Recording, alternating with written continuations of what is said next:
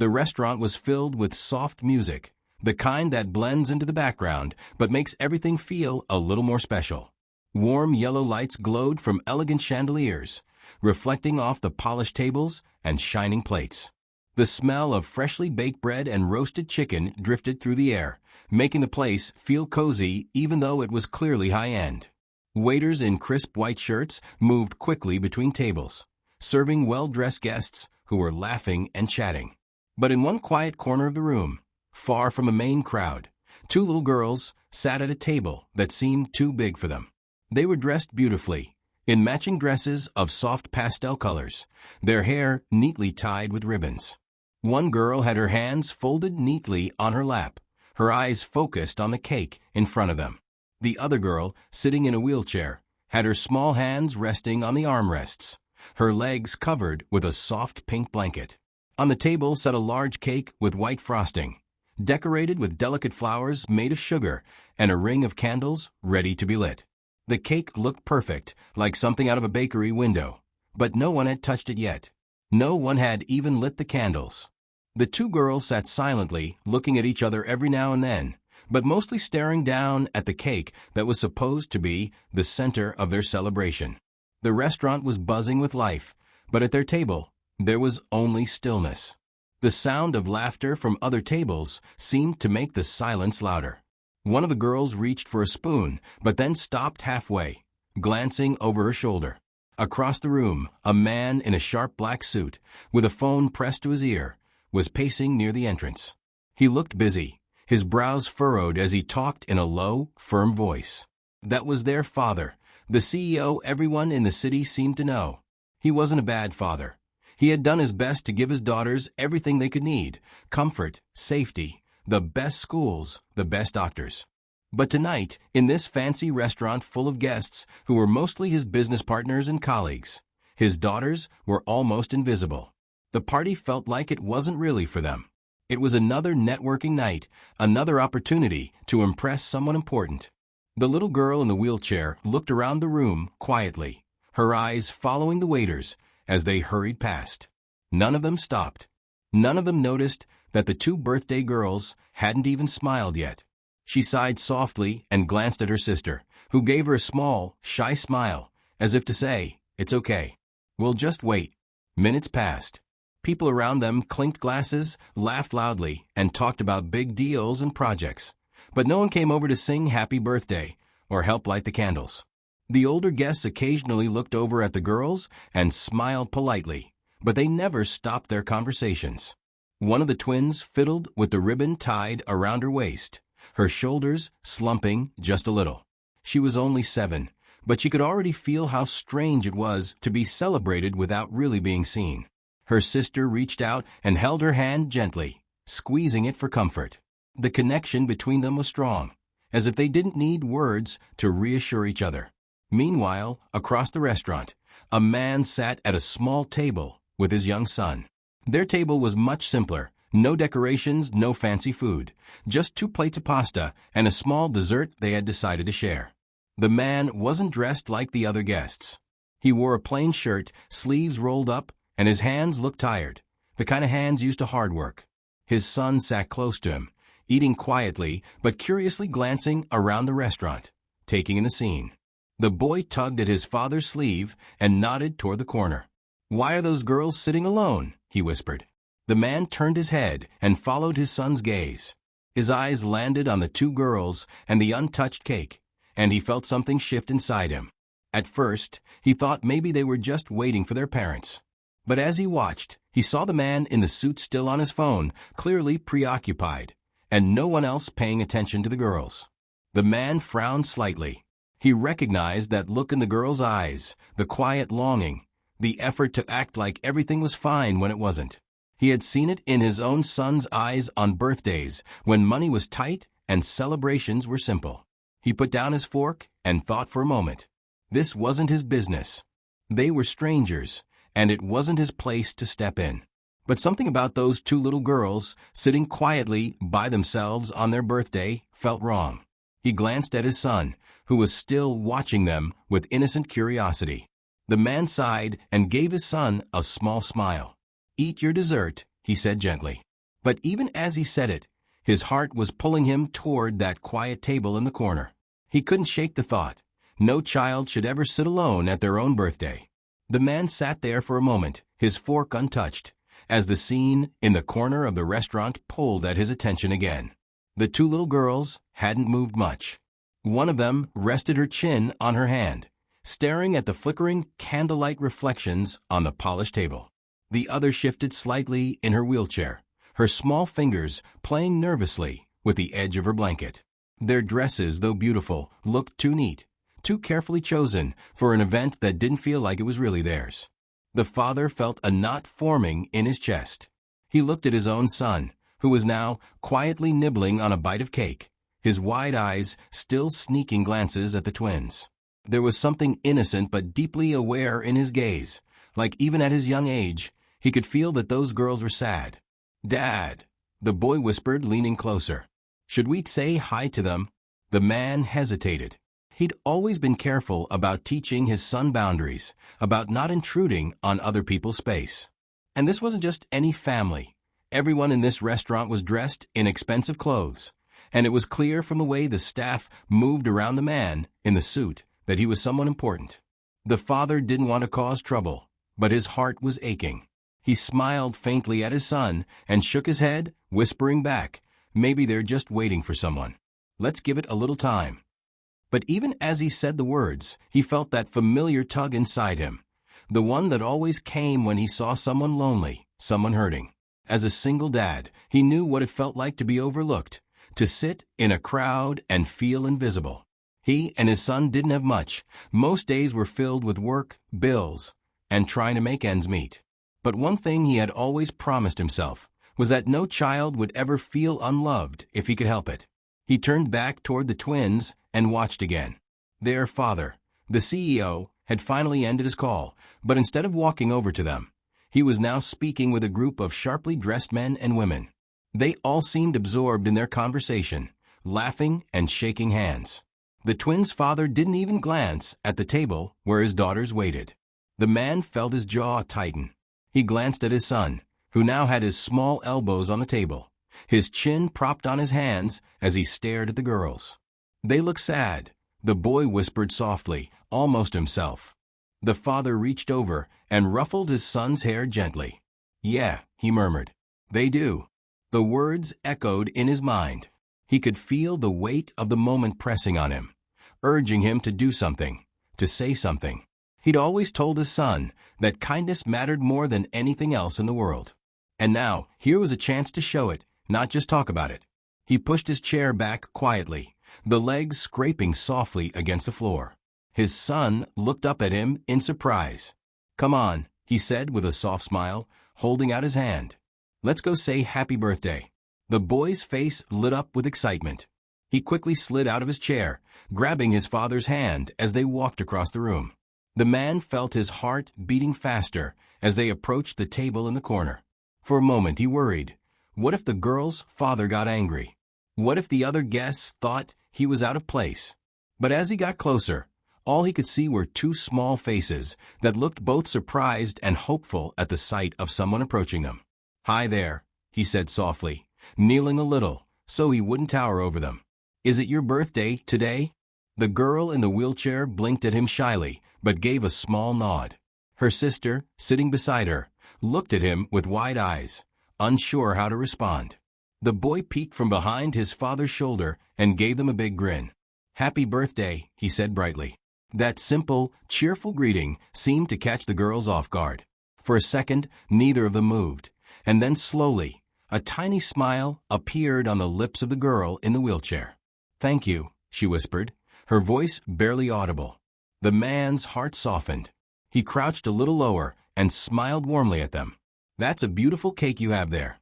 Have you blown out the candles yet?" Both girls shook their heads. The man glanced at the untouched cake and then back at them. "Would it be okay if we sang for you?" he asked gently. The girl sitting next to her sister hesitated, then gave a tiny nod. Her eyes flickered with something, maybe excitement, maybe relief. The man's son stepped closer, standing beside the table. "Come on, Dad, let's sing," he said eagerly. The man chuckled softly and looked around. A few nearby tables had started to notice, but he didn't care. He started softly. "Happy birthday to you." His son joined in, his sweet young voice filling the quiet space around the table. The twins exchanged glances, their eyes widening as they realized someone was singing just for them. As the song went on, more guests turned their heads. A couple of waiters paused and smiled. By the time they reached the last line, "Happy birthday to you," the little girl in the wheelchair was smiling so brightly it lit up her whole face. The man clapped softly. "Make a wish," he said gently. The twins leaned close to the cake, their faces glowing in the warm candlelight. Together, they closed their eyes, whispered something only they could hear, and blew out the candles. For the first time that night, the sound of laughter and celebration came from their table. The soft smoke from the blown-out candles curled into the air, dancing in the golden light of the restaurant. The twins giggled quietly as the boy clapped his hands in excitement. The man crouched beside their table, his heart swelling at the sight of their joy. For a moment, that corner of the restaurant felt like a different world, a small bubble of warmth and kindness, far away from the business chatter and the clinking of glasses echoing through the rest of the room. The little girl in the wheelchair leaned slightly forward, her eyes sparkling. "Thank you," she said again, her voice still shy but a little stronger this time. Her sister smiled and echoed her, whispering, "Thank you," as she brushed a strand of hair from her face. The man gave them a soft nod. "You're very welcome. Everyone deserves a song on their birthday," he said gently. His son, standing proudly at his side, grinned at the girls. "That's a really cool cake. Are you going to eat it all by yourselves?" he teased playfully, making the girls giggle again. It was a simple moment, but it carried weight. The man didn't know their story, but he could see enough. Two little girls, clearly loved but overshadowed. A birthday that should have been full of laughter, but had started in silence. He'd seen that look before, the quiet bravery kids carry when they're trying to be okay, even when they feel forgotten. It stirred something deep inside him. As the man stood to adjust his son's jacket, a subtle shift rippled through the room. Conversations near the center of the restaurant faltered slightly, and a few pairs of eyes turned toward them. The CEO, a tall man with a commanding presence, had finally noticed the small gathering at his daughter's table. His conversation with a group of sharply dressed guests paused as he turned his head, his sharp eyes narrowing slightly as he took in the scene. The man felt his stomach tighten. He hadn't wanted to cause trouble. All he wanted was to make two little girls smile. But now, standing in a restaurant full of polished, wealthy guests, he suddenly felt out of place. He glanced down at his son, who was oblivious to the tension and smiling at the twins as if they'd been friends forever. The CEO excused himself from his group, his expensive watch catching the light as he walked over with long, purposeful strides. The man could feel his pulse quicken as the CEO approached. He wasn't sure what kind of reception he would get. Would this powerful man see his gesture as an intrusion? Would he be upset that a stranger had stepped into his family space? The CEO stopped at the table, his tall figure casting a shadow over them. His eyes softened slightly as he looked down at his daughters, who were now smiling, really smiling, for the first time that night. "What's going on here?" he asked, his deep voice calm but curious. The girl in the wheelchair beamed up at him. "Daddy, they sang for us," she said softly, her words bubbling with excitement. Her sister nodded quickly, her hands clapping lightly in her lap. The CEO's gaze shifted to the man, then to his son, and back again. There was a flicker of something in his eyes, maybe surprise, maybe gratitude, but definitely not anger. The man cleared his throat nervously. "Sorry if we overstepped," he said quietly.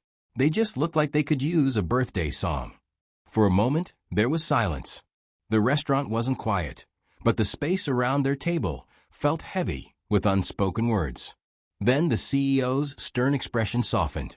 He crouched down, his expensive suit bending easily as he placed a hand on his daughter's shoulder. "Did you make a wish?" he asked her gently.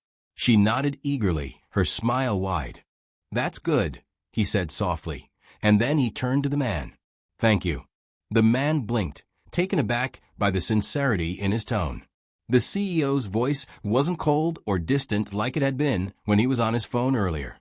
Now it was warm, even a little vulnerable. I appreciate you doing that, the CEO said, glancing at his daughters again. They needed it. The man relaxed a little, offering a small smile. They deserved it, he said simply. The CEO stood and looked at the table where his guests were still waiting for him. For a moment, he seemed torn between returning to his business conversation and staying here, where his daughters were finally laughing. His hand lingered on the back of the wheelchair. Let's cut the cake, he said suddenly, his voice lighter than before. The twins gasped with excitement, and the man stepped back, ready to leave them to their celebration. But before he could go, the CEO stopped him. Please, he said, gesturing toward the empty chairs. You and your son join us. The man hesitated, unsure if he'd heard correctly. Oh, we don't want to intrude, he said quickly, shaking his head. The CEO gave him a small smile, one that didn't quite match the polished image he presented to the world. You're not intruding, he said firmly.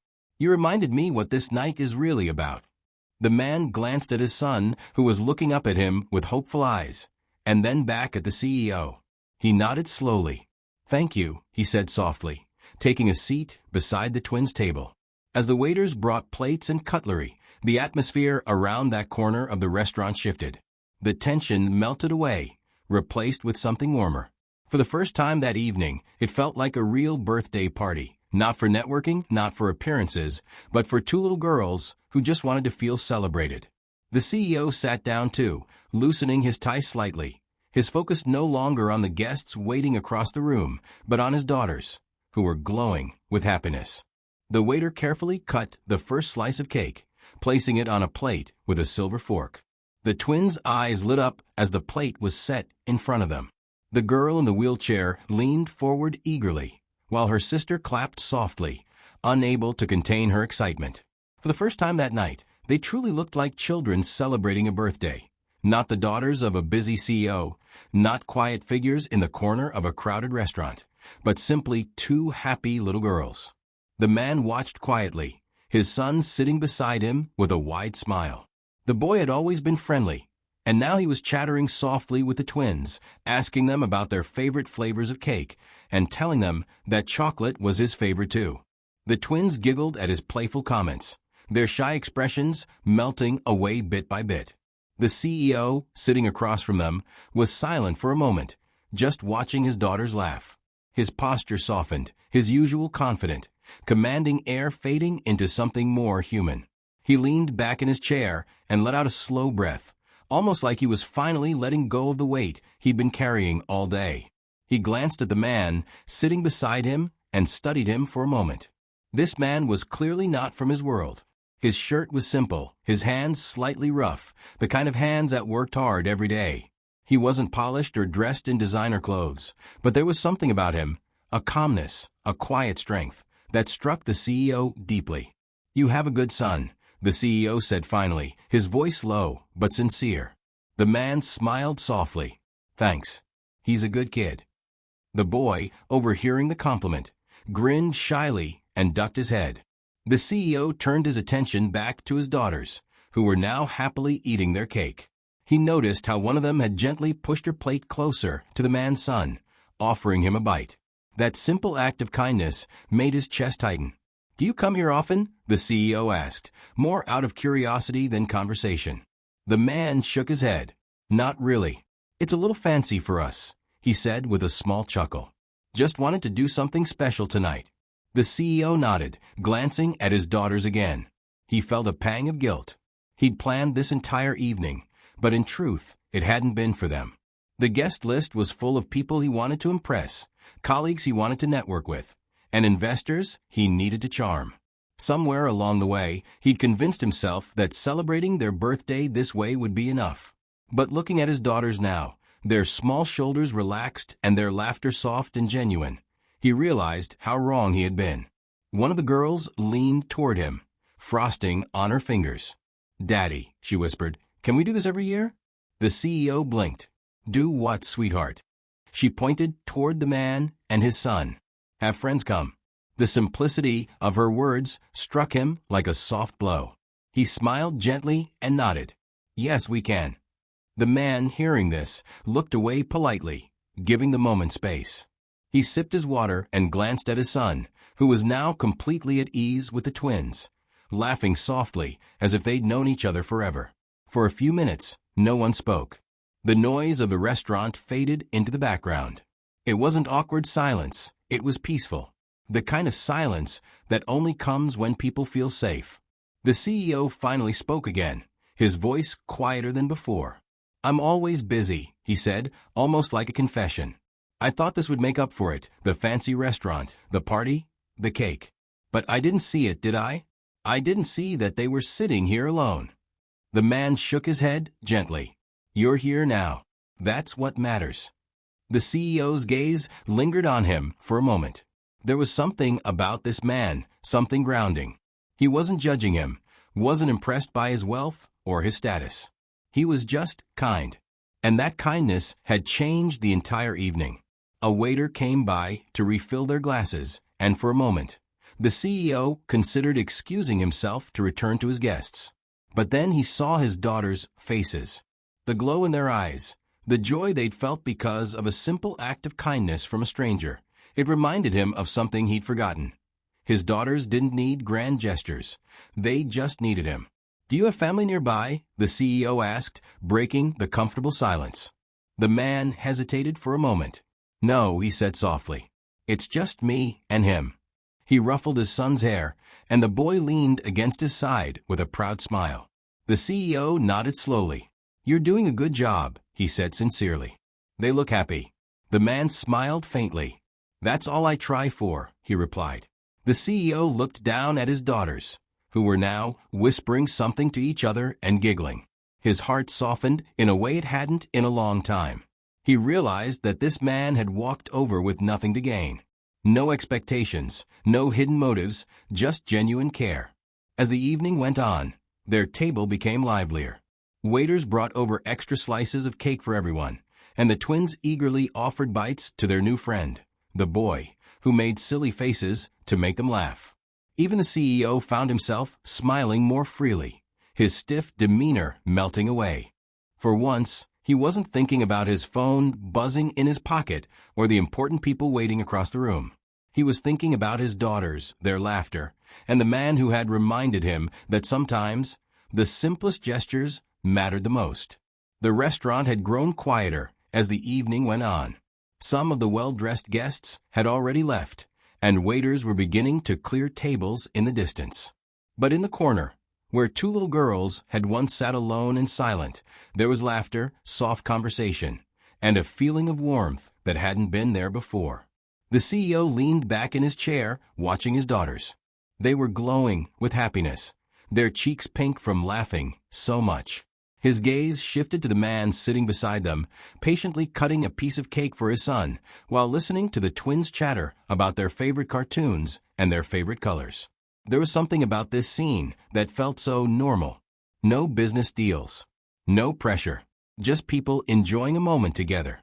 The CEO couldn't remember the last time he'd sat like this with his daughters, without his phone in hand or his mind racing with work problems.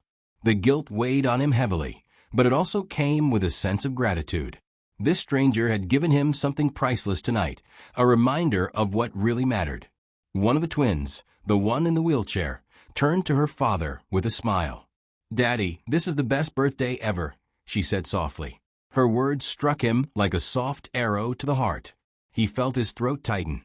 He reached over and gently brushed a crumb from her dress. "I'm glad you think so, sweetheart," he whispered, his voice warm but a little shaky. The man, sitting across from him, looked down at his son and smiled. He didn't need thanks. He hadn't done this for recognition or attention. He'd only followed his heart, guided by the sight of two lonely girls who deserved to feel loved on their birthday. The CEO noticed this and cleared his throat. "You know," he said slowly, "most people wouldn't have done what you did tonight. They'd have stayed in their seats, minded their own business." The man shrugged gently. "Maybe," he said quietly, "but I've been in their shoes. I know what it feels like to feel invisible, and I couldn't just sit there." The CEO studied him for a moment, then nodded slowly. "You're a good man," he said sincerely, "and a good father." The words made the man pause. He wasn't used to compliments, especially from someone like this, a man who seemed to have everything: money, power, influence. But for some reason, the words felt genuine, like they carried real weight. "Thanks," he said simply, his voice humble. The boy piped up suddenly, breaking the soft atmosphere. "Can we take a picture together?" "Like a birthday picture?" he asked excitedly. The twins' faces lit up, and they nodded eagerly. "Yes." "A picture," they chimed in together.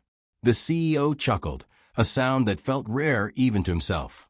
He signaled for a waiter, who happily offered to take a photo.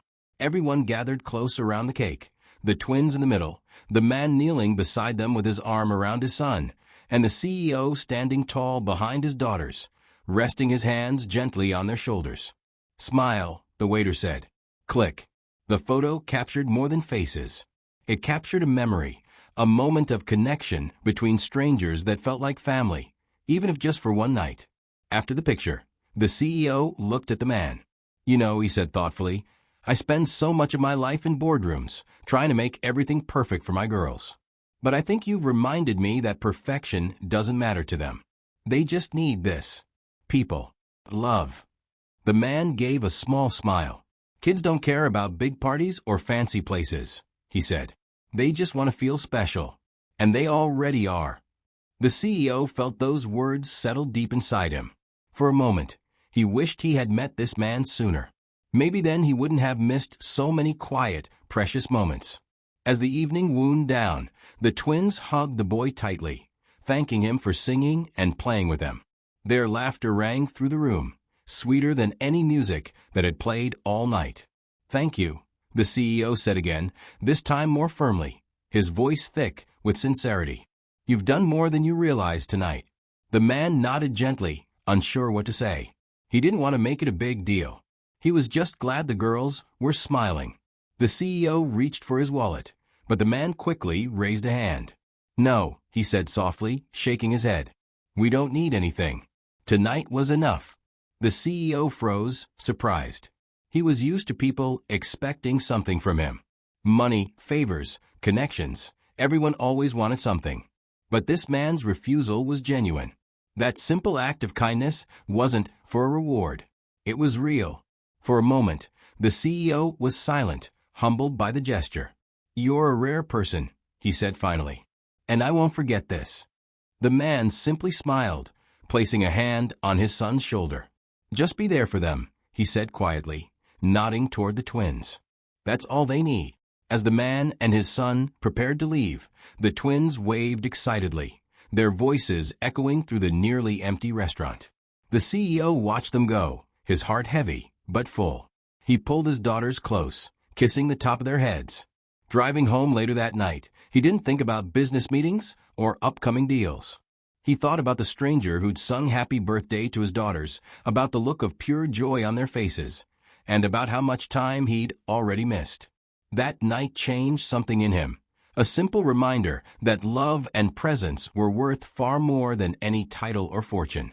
And somewhere across town, a single father tucked his son into bed with a full heart, knowing that one small act of kindness had made a world of difference.